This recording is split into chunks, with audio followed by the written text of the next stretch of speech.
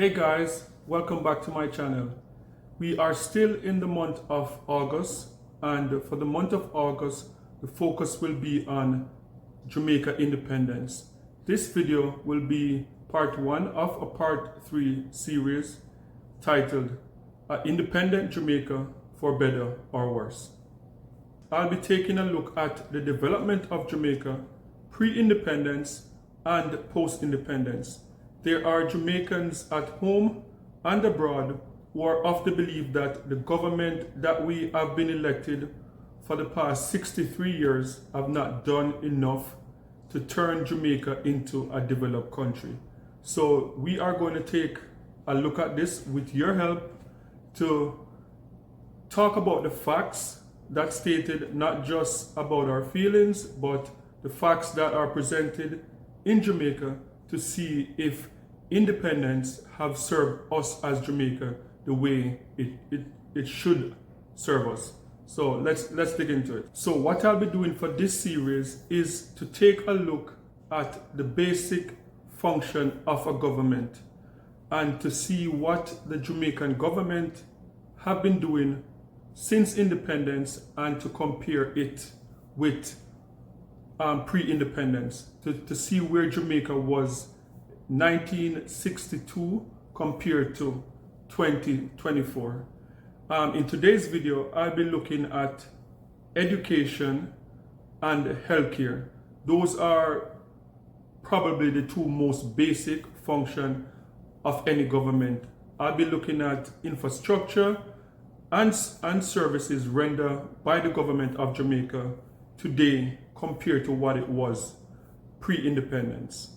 And I have a lot of information based on research in terms of infrastructure, but I will need your help being in Jamaica and your experience in terms of services. What do you feel about the services that are offered now in Jamaica when it comes down to healthcare and education? So we're going to take a deep dive into this, and at the end of this video, we can all put our feedback in the comment section and have a better idea of if Jamaica government post-independence have been serving the Jamaican the way that a government should really be servicing the people.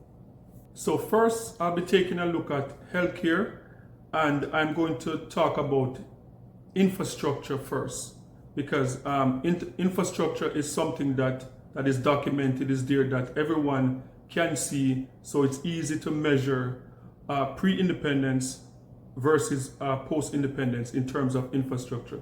So first, I'm going to start with the oldest hospital in Jamaica, which is the KPH, the Kingston Public Hospital.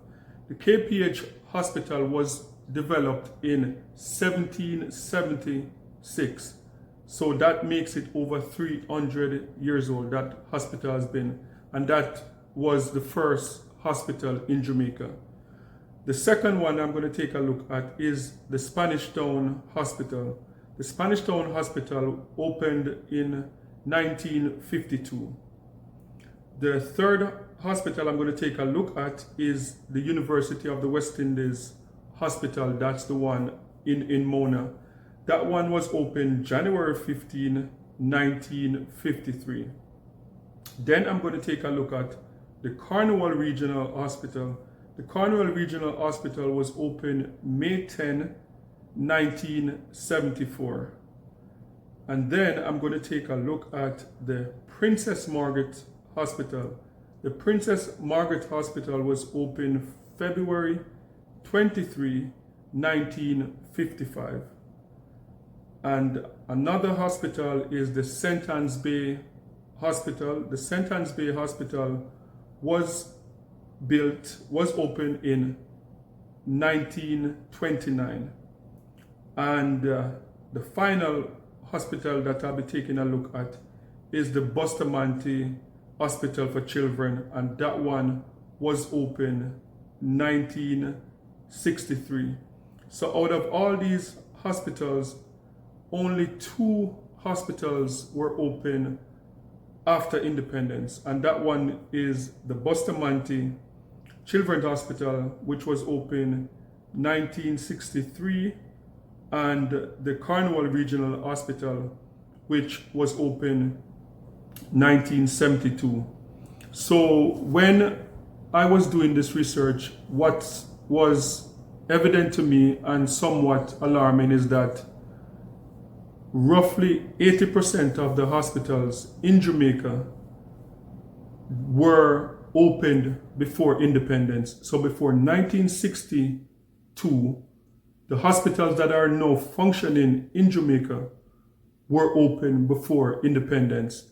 So that means that most of the like at least 20% of whatever healthcare was done by government since independence. And that was an alarming thing for me, because 63 years, I would think that there would be more hospital that would have been opened since we've gained independence. In particular, since I was about 18 years old, I've been hearing about a hospital for Portmore, a general hospital for Portmore, and we know we're still waiting on that. So guys, let me know in the comment section in terms of infrastructure, in terms of hospitals being built, which is one of the first responsibility of any government. Healthcare and education comes first. Are you surprised that 80% of the hospitals that are in Jamaica now were built by the British government and not independent Jamaica by our two major parties? And I don't have all the information, and you can leave in the comment section whichever parish that you're from.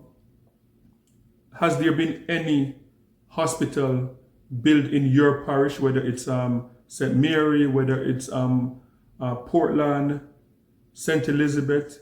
Is there any hospital, new hospitals that's been developed in your parish? I know over the years, and interestingly, while I'm doing this video, I know that the Cornwall Regional Hospital is going under massive renovation. I know that what's under construction now is the second children's hospital that's going to be in Jamaica and in the entire Caribbean, that will be on site where Cornwall Regional Hospital is. And I know that the current government is spending billions of dollars to develop that hospital. I also heard about the University of the West Indies Hospital, that there's some major development going on as we speak, that they're about to put up, I think, 5 or 6 towers on that site. So there are developments going on. But let me know in the comment section, are you surprised that most of the hospitals in Jamaica today were built pre-independence, and that previous governments have not done more to build new hospitals, especially in a place like Portmore, and there are other parishes that the Jamaican population since independence have doubled. So are you surprised? Just leave it in the comment section and let me know what you think. Also, I believe it's very important to add to this conversation is that in Jamaica, you'll find a lot of private hospital. A lot of Jamaicans would not consider the private hospitals because that was not developed by the government. And the private hospitals, most people would say it serve not a middle class or lower class Jamaican. It's there to service like an upper class Jamaican, because the average Jamaican cannot afford to go to a private hospital. And there are a few of them, like Andrew's Hospital is one that comes in mind. Andrew's Hospital is a private owned hospital that is operated by the Seventh-day Adventist Church in Jamaica. And I know there's the Heart Institute of Jamaica, which is the first hospital in the Caribbean that deals with heart issues. And that one is a private hospital also. and that one was opened by a Nigerian doctor and businessman. So a lot of Jamaicans would not really consider those hospitals because they're not opened and operated by the government, and the average Jamaicans are not able to afford the services of those hospitals. So I thought, I should put that in also, that in Jamaica, right across the island, there are a lot of hospital and healthcare centers that are private in Jamaica, but the average Jamaican do not feel that those institute, whether it's hospital or it's a medical center, does not service their needs because they're too expensive.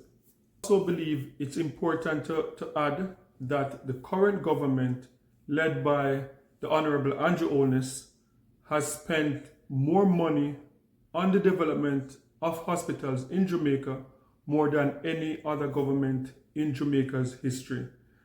Some project that, based on this research, some project that I stumbled upon is that the Cornwall Regional Hospital, with the renovation of the Cornwall Regional Hospital and the addition of a children's hospital on that location, that will cost the Jamaican government over 21 billion Jamaican dollars. $21 billion with a B, Jamaican dollars, will be spent to build a new children's hospital and to renovate the existing Cornwall Regional Hospital. Also, to add to that, there are massive development going on at the University Hospital at Mona, which is said that they are in the process of building 6 towers on that property that is going to cost the government $4.9 billion. So that's a lot of money being spent on hospitals in Jamaica. So guys, let me know, does this information, having this information, do you believe that our government post-independence have done enough in terms of developing the Jamaica healthcare system, that the average Jamaican can seek healthcare, affordable healthcare in Jamaica? Let me know what you think in the comment section. Next, I'd like to talk about service, healthcare service. Personally, I've never had a bad experience in terms of service in a Jamaican hospital or any other health institution in Jamaica. Like, I've always find Jamaicans, in terms of nurses and doctors, to be very caring and to give a good service, I would say. But recently, I've been hearing a lot about poor services in the healthcare system, and I think that's attributed to what people are saying, that a lot of Jamaican doctors and nurses, as soon as they gain a 5-year experience, they're leaving for greener pastures in Canada and in the USA.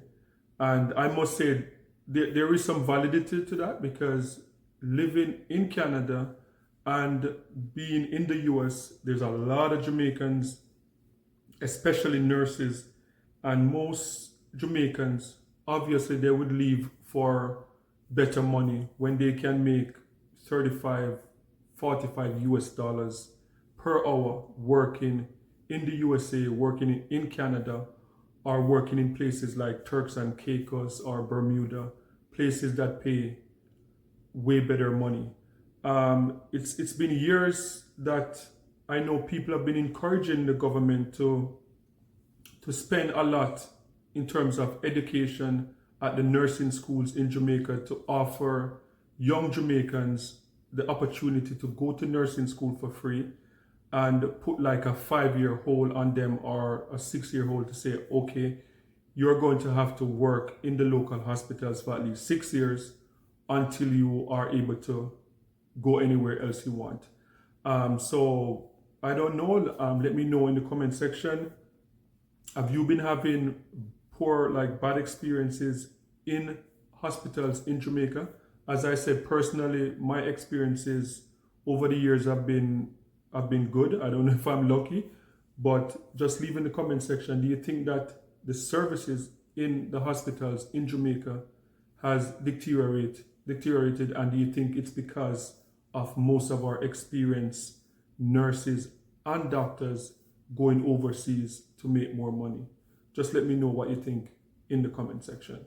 Okay, so next I'd like to talk about education. Education is the next basic function of any functioning government, to ensure that its citizens have access to good education, that they can contribute to the building of the society.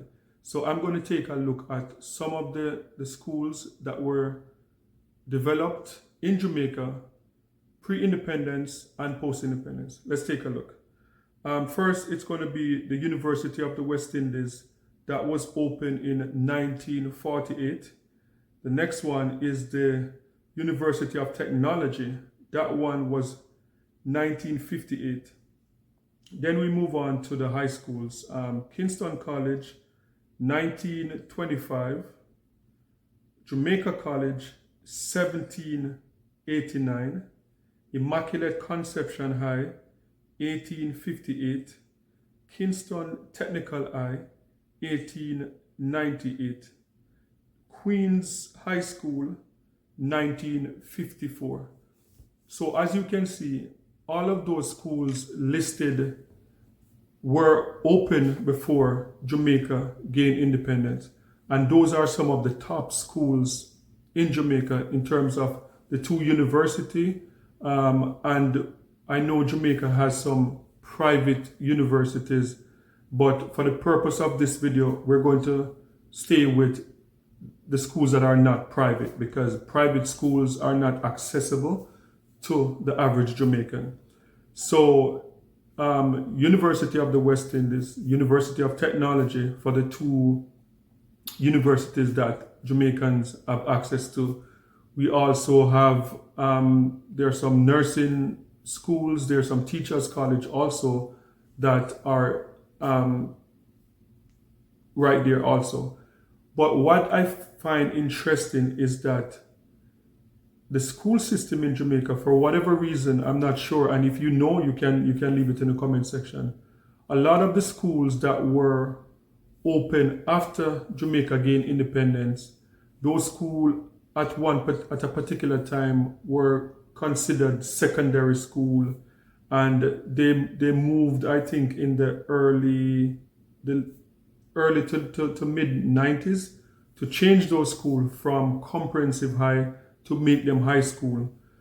There are schools like Hazy Lassie, there are schools like Tarrant High, and there are numbers of those schools. But for whatever reason, those schools were never able to get to the same level as, we'll see like Immaculate or a Kingston College or Calabar, those schools.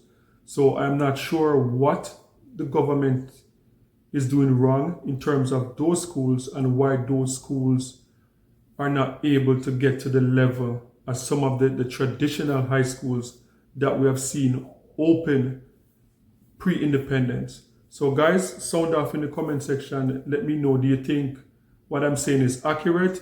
Do you find that some of the schools that were open after independence, that they're not able to function the same way that the schools like a Jamaica College or Kingston College, those schools are doing extremely well? Why? It's the same education, Ministry of Education, it's the same system. So why is it that the schools that were known as secondary high, why aren't they able to get to the level as some of those traditional high schools that have been around for like over 100 years? Just let me know in the comment section if you have any idea why, even though it's the same education system, even though it's the same Ministry of Education, why these schools are left behind, and why is it that most of the poorer communities, that the kids have to go to these schools, and a lot of them graduate without basic knowledge and how to function in a society. Let me know in the comment section.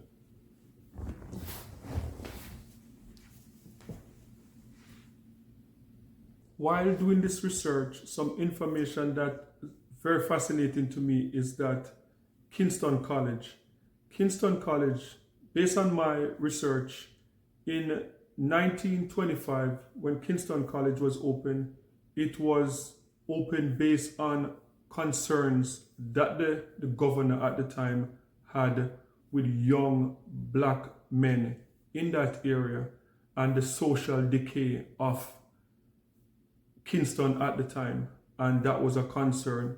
So in order to deal with that concern, the governor at the time thought it would be good to open an all-boys school in that area, and to see the success that KC, Kingston College is one of the most successful school in Jamaica, all-boys school, and wherever you go in the world, as like a Jamaican who go all over, you go and you'll see Jamaica College, you'll see Kingston College, Old Boys Association.